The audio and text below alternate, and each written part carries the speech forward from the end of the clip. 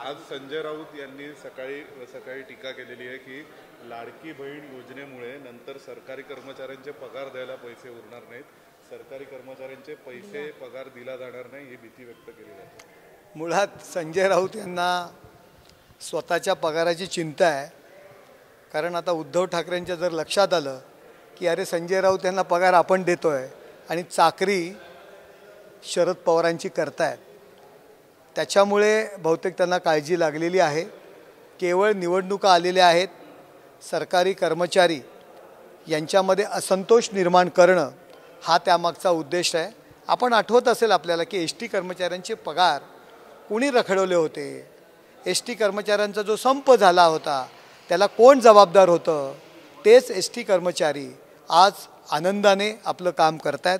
S T नफ्यात आलेली आहे आणि कर्मचाऱ्यांच्या पगारांची चिंता करण्यापेक्षा संजय राऊत यांनी स्वतःच्या पगाराची चिंता करावी, कारण उद्धव ठाकरे यांना मुख्यमंत्री पदाचा उमेदवार म्हणून कोणीही घोषित करत नाहीत।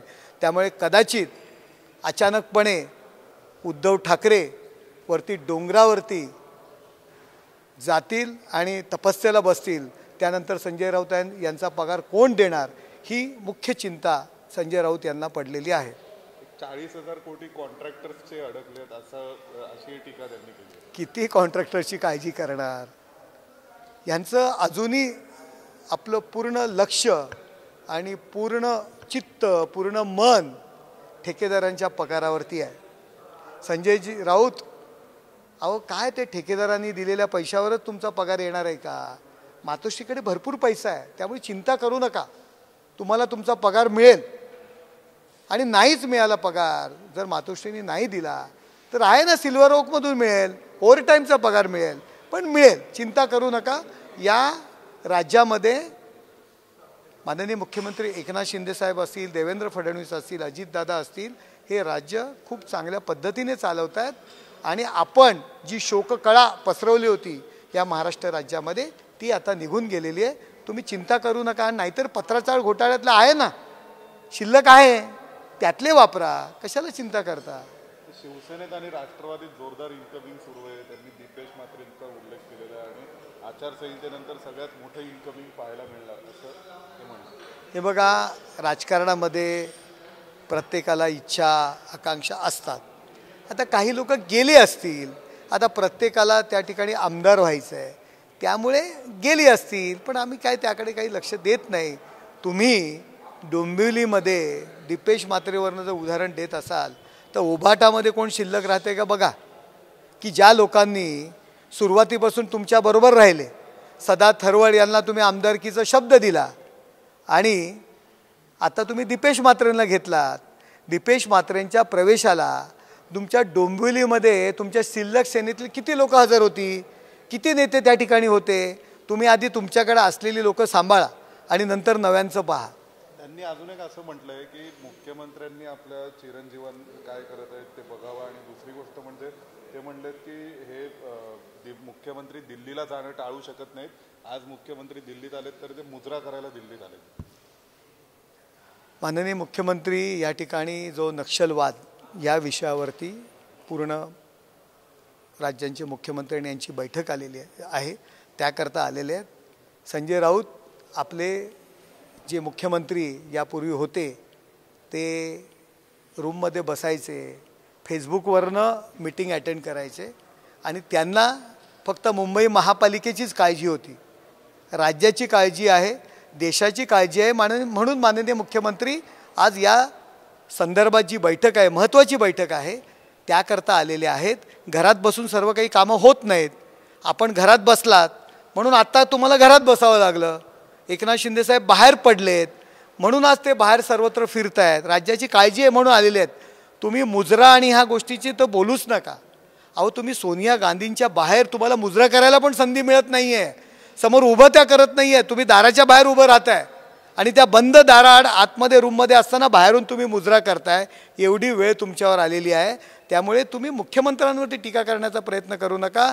आपण लोटांगणं घालताय सोनिया गांधींना, पहिलं ते पहा।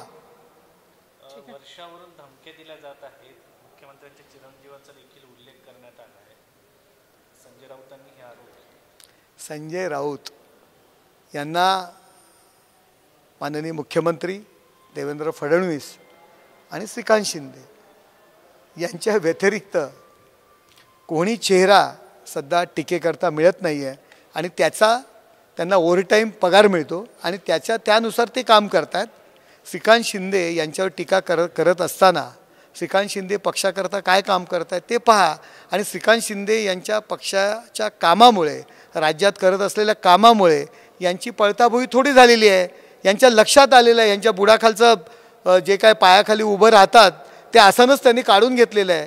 श्रीकांत शिंदे राज्यामध्ये जे काम करत आहेत आणि शिवसेना आणि महायुती यांचं काम लोकांपर्यंत पोचवत आहेत त्यामुळे त्यांची घाबरगुंडी पसरलेली आहे. त्यांच्या गटामध्ये एक घबराट निर्माण झालेली आहे श्रीकांत शिंदे यांच्या कामामुळे, त्यामुळे त्यांच्यावर ते टीका करत आहेत. हजारो निरपराध पोलिसांचे आतापर्यंत बळी गेलेले आहेत नक्षलवादाशी लढताना आणि विशेष म्हणजे अशी आकडेवारी दिसते की सीमेवर जितके सैनिक मारले गेले नाहीत त्यापेक्षा जास्त पोलिसांचे बळी हे नक्षलवाद्यांशी लढताना गेलेत आणि अशा संवेदनशील विषयावर त्यांनी मुख्यमंत्री जेव्हा बैठकीसाठी येतात तेव्हा मुजरा करायला आले असं म्हणतात. तर तुम्हाला काय वाटतं? संजय राऊत आणि ही सर्व मंडळी सत्तेसाठी पागल झालेली आहेत आणि माननीय मुख्यमंत्री एकनाथ शिंदे साहेबांवरती टीका करायची याकरता त्यांना पगार दिला जातो आहे. शरद पवार ही सगळी सूत्र हलवत आहेत. त्यांना सुप्रिया सुळे यांना मुख्यमंत्री करायचं आहे आणि काही करून तुम्ही एकनाथ शिंदे फडणवीस साहेब यांना बदनाम करा ही सुपारी त्यांनी घेतलेली आहे. अहो एवढा मोठा ज्वलंत विषय आहे, नक्षलवादासारखा विषय आहे, त्याकरता माननीय मुख्यमंत्री दिल्लीत येत आहेत, बैठका घेत आहेत. नक्षलवाद स्वतः आपण पाहिले गडचिरोलीसारख्या जिल्ह्यामध्ये ते स्वतः पालकमंत्री असतात. अनेक नक्षलवाद्यांना त्यांनी कंठस्नान घातलं आहे. माननीय मुख्यमंत्री एकनाथ शिंदे साहेब यांना किती वेळा धमक्या आल्या होत्या तरीसुद्धा ते न घाबरता त्या गडचिरोलीमध्ये स्वतः त्या ठिकाणी गेले, जात आहेत आणि तेथील आपल्या सैन्याला पोलिसांना एक पाठिंबा देत आहेत, पोलिसांच्या बैठका घेत आहेत, त्यांच्यावर दिवाळी साजरी करत आहेत. आणि या उलट माननीय जे मुख्यमंत्री संजय राऊत यांचे जे होते ते कधीच भेटले नाहीत. मुख्यमंत्री 2-2.5 वर्षात आपल्या सीमेवरच्या पोलिसांना सैनिकांना कधीच नाही भेटले. एक घरात बसून चूल कोंबड्यासारखं ते काम करत होते. मुख्यमंत्री आता बाहेर येऊन काम करत आहेत, त्यामुळे अशा पद्धतीची टीका करत आहेत. परंतु या टीकांना आम्ही फार महत्त्व देत नाही. विधानसभाच्या निवडणुकीच्या पार्श्वभूमीवर नक्षलवादी हा मोठा एक थ्रेट आहे का? हे बघा, ज्या काही त्यांच्या चळवळ्या जे काही सुरू झालेल्या आहेत, जे काही हिंदुस्थानामध्ये वातावरण आहे त्याकरता हा विषय आहे, महत्त्वाचा विषय आहे. आणि देशाची सुरक्षितता आणि राज्याची सुरक्षितता निवडणुकीपेक्षा महत्त्वाची आहे. स्वतःचा स्वाभिमान, स्वतःचा अहमपणा यापेक्षा देशाची सुरक्षितता आणि राज्याची सुरक्षितता महत्त्वाची आहे. आणि याकरता माननीय मुख्यमंत्री एकनाथ शिंदे साहेब दिल्लीला आलेले आहेत.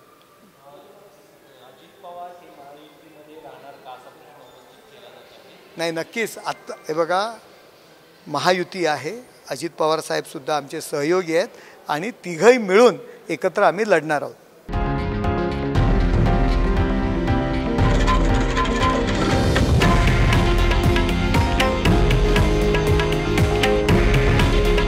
हे आहे देशातील नंबर 1 न्यूज नेटवर्क आणि आपण पाहत आहात TV9 मराठी. काळजी तुमची, हित महाराष्ट्राचं.